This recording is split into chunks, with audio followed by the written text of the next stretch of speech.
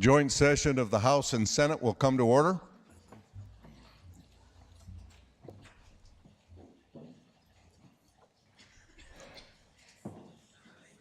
The prayer today will be led by Reverend Craig Wexler, and Speaker Bartles will lead the pledge.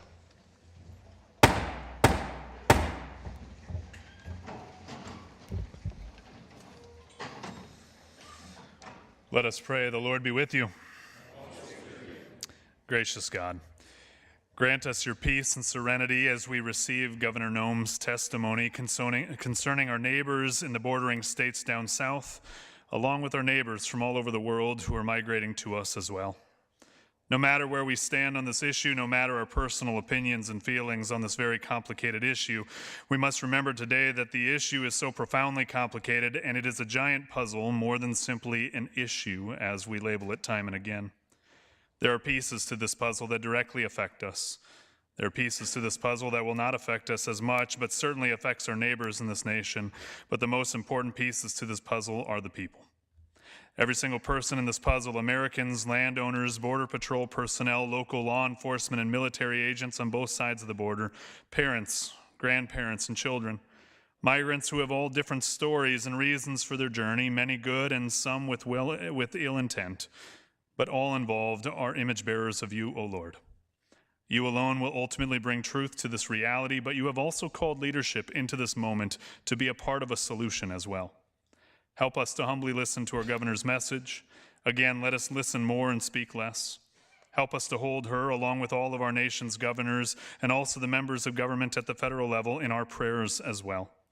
The burdens that leadership carries cannot be explained in simple words or quotes. Help us to temper our feelings and emotions and give us all your peace that surpasses all understanding. In your holy name we pray. Amen. I pledge allegiance to the flag of the United States of America and to the republic for which it stands, one nation under God, indivisible, with liberty and justice for all.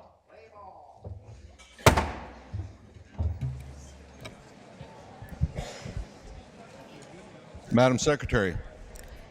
Senator Crabtree moves that a committee of 3 on the part of the Senate and a committee of 2 on the part of the House be appointed to escort the governor.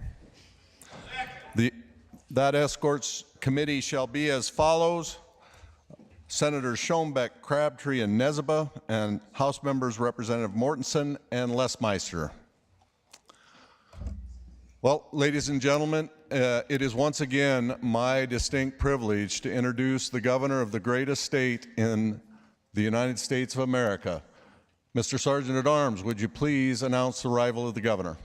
Would we all welcome the Honorable Governor Kristi Noem.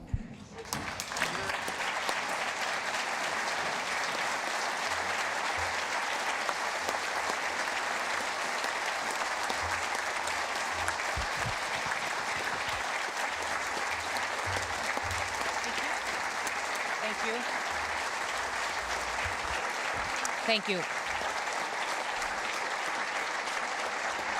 Go ahead and be seated. Lieutenant Governor Roden, Mr. Speaker, members of the House and the Senate, and my fellow South Dakotans, thank you for calling this joint session of the legislative body today so that I may address both chambers on the matter of grave importance to the people of South Dakota and to the United States of America. It is no secret that our country is being overwhelmed with en masse illegal immigration. Nearly 10 million foreign nationals have broken federal law, and they've infiltrated our country within the past 3 years, bringing with them drugs, trafficking, crime, and violence.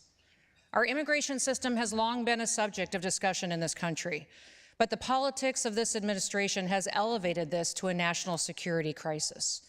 Our history is proudly built on the stories of our ancestors who came to this country for opportunity and for a new beginning. But today, many of those who are entering our country under the current policies of the Biden administration are known terrorists, they're criminals, they're human traffickers, and they're drug cartel members. Because the federal government's facilitating this violation of our federal law, vulnerable people from over 100 different countries have heard the story of our open border. They put their families in jeopardy, and they've fallen victim to the atrocities of the Mexican cartels. Countries such as Venezuela are known to be emptying out their prisons and their mental institutions, and they're sending them to America. They're happy to let our open border be the solution to their problems and their responsibilities. Now, we are a nation of laws, and our leaders should respect those laws. South Dakota is directly affected by this invasion. We are affected by cartel presence right here on our tribal reservations, by the spread of drugs and human trafficking throughout our communities, and by the drain on our resources at the local, the state, and the federal level. America is the greatest nation in the history of the world, but we were not always that way. Our nation started as nothing more than an idea. It was an idea that was so controversial that our founding fathers had to pledge their lives. They had to pledge their fortunes, their sacred honor to each other just to be able to write it down. That all men were created equal, that they were endowed by our Creator with certain unalienable rights, that among these are life, liberty, and the pursuit of happiness. That to secure these rights, governments are instituted among men, deriving their just powers from the consent of the governed. That whenever any form of government becomes destructive to those ends, it is the right of the people to alter or to abolish it. In that powerful document, our founding fathers outlined certain facts. It was a list of injuries that King George had perpetuated against the colonies. Those grievances included ways that he had failed to protect the colonies, how he had used force to make the colonists less safe. When the original 13 colonies in those states ratified the Constitution, just a few years later, they did so with the understanding that this document would allow them to keep themselves safe from external threats. They would not have done so if they did not have the power to defend themselves. Texas would not have joined the Union in 1845 if they did not have the power to defend themselves. They were still at risk of invasion from Mexico at that time. Now, Article 4, Section 4 of the U.S. Constitution provides that the United States shall guarantee to every state in this union a republican form of government and shall protect each of them against invasion. So who repels those invasions? Well, Article 1, Section 8 provides for a calling forth of the militia to repel invasions. Article 1, Section 10 provides for states to enter into compacts with other states if they are actually invaded. And in Federalist 29, Alexander Hamilton, one of the key architects of the Constitution, makes very clear that the militia is to be under the purview of the states and to be made up of the people. In closing that paper, Hamilton wrote, "In times of invasion, it would be natural and proper that the militia of a neighboring state should be marched into another to resist a common enemy or to guard the republic against the violence of faction or sedition." Now, ladies and gentlemen, the United States of America is in a time of invasion. The invasion is coming over our southern border. The 50 states have a common enemy, and that enemy is the Mexican drug cartels.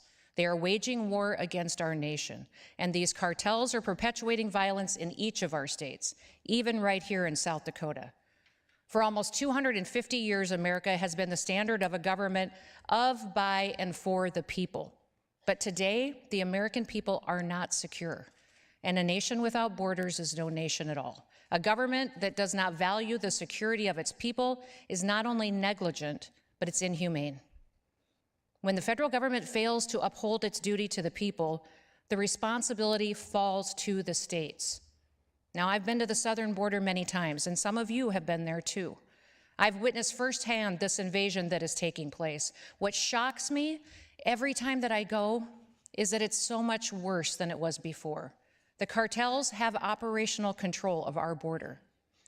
For 3 years, Texas Governor Greg Abbott has been left to handle this crisis at the border in his state while the federal government has refused his request for help.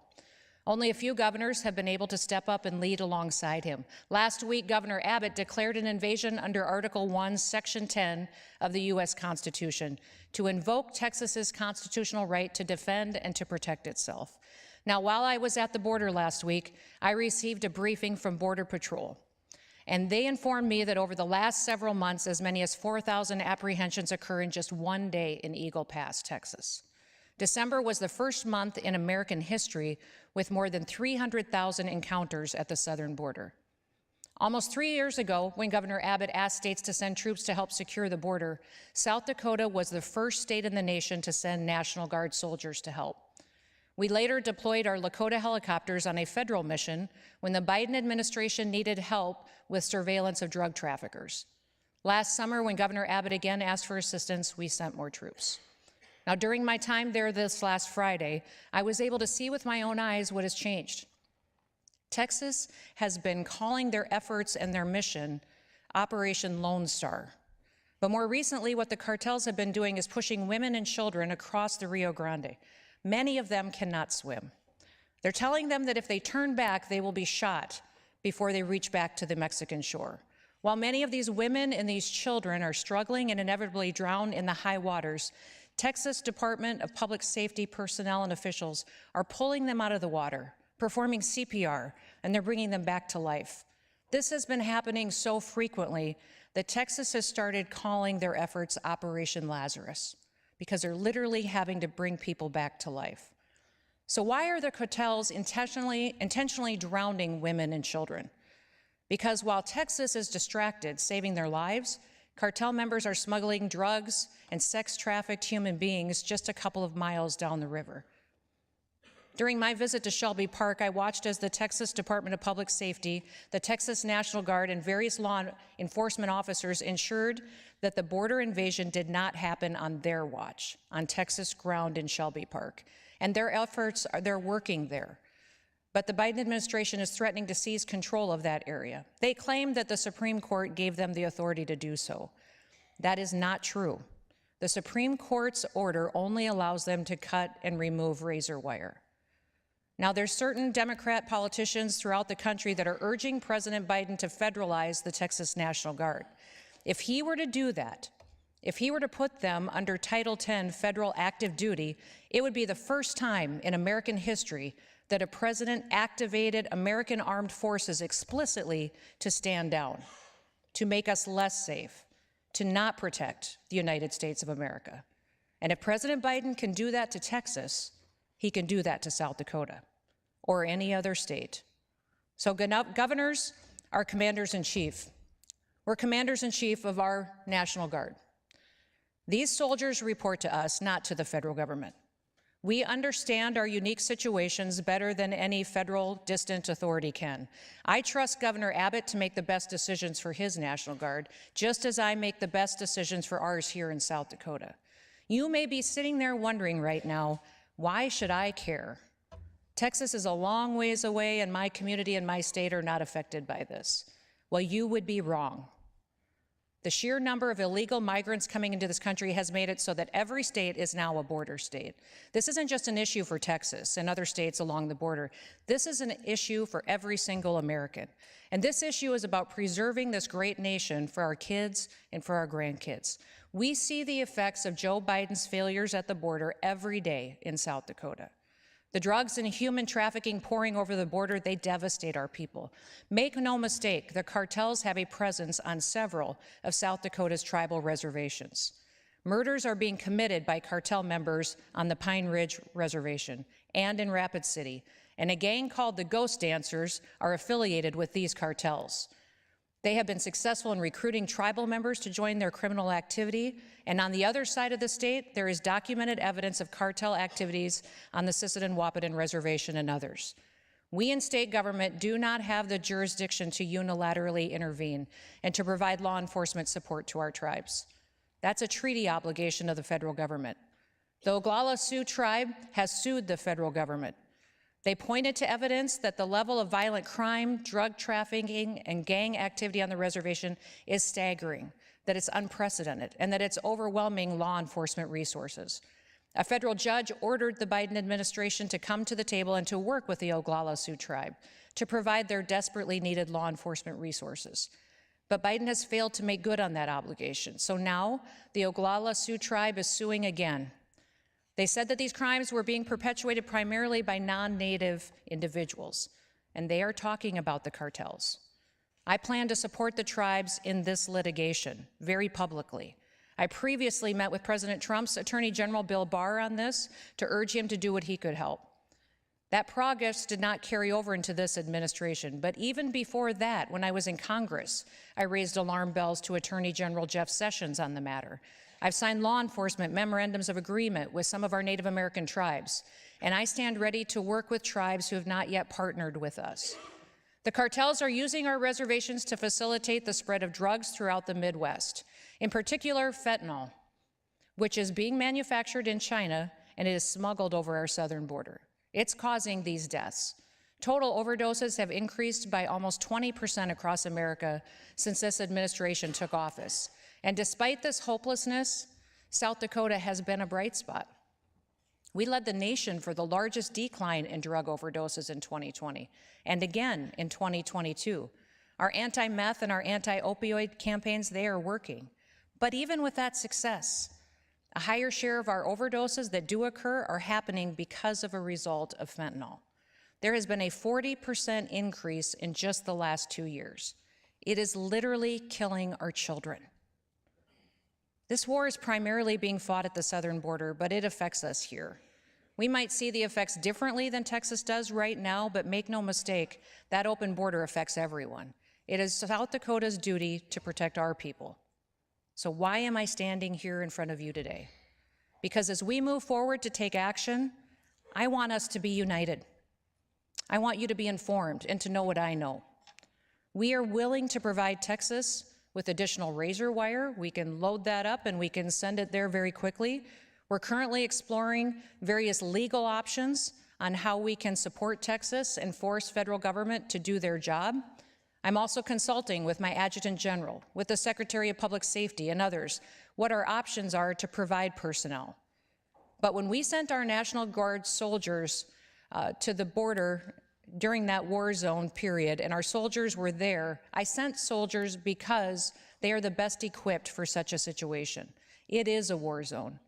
However, when they got there, our troops in the past have been hampered by federal restrictions when they've been deployed to the border. I don't want South Dakota soldiers facilitating an invasion. I want them to stand up and to be able to stop it.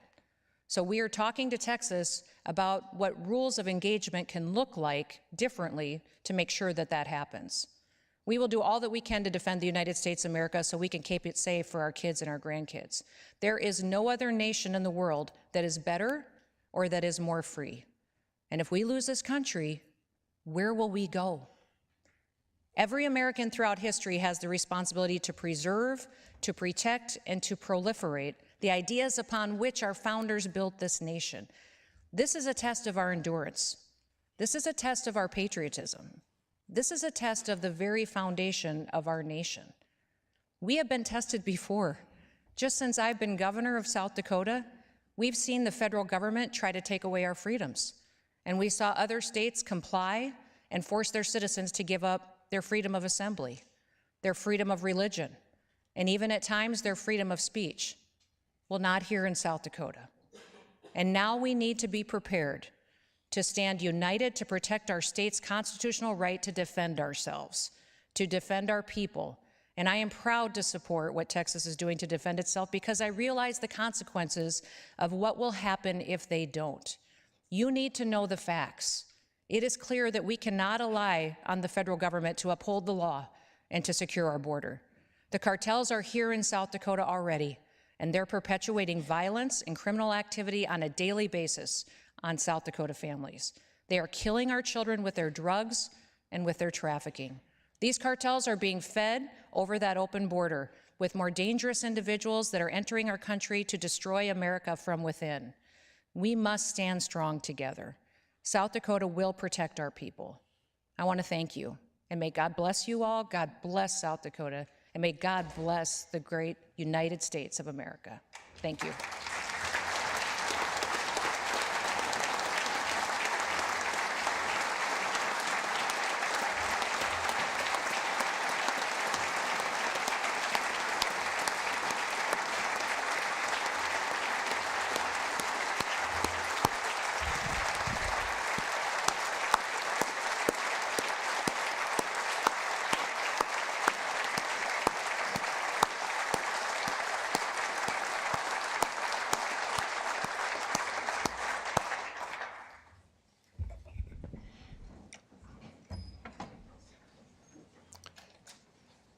Madam Secretary.